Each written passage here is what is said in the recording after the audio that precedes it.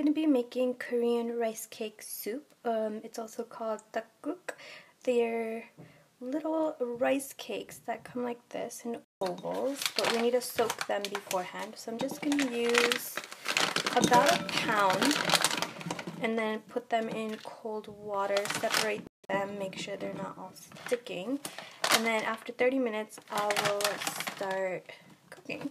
Now it's been half an hour. I just drained the rice cakes and let them sit in a colander. I have 7 cups of water in a large pot, and to this I'm just going to add 1 tablespoon of fish sauce, and I'm going to bring it up to a boil.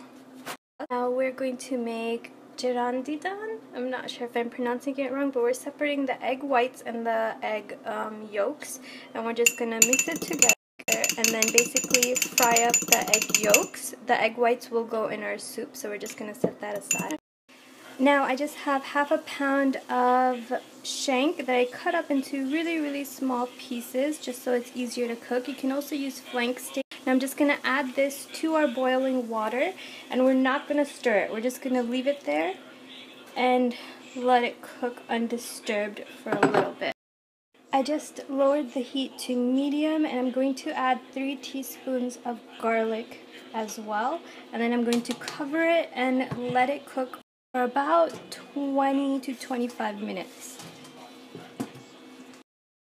So now back to the egg. I just put in about just a drop of oil, and I'm going to spread it around with a paper towel.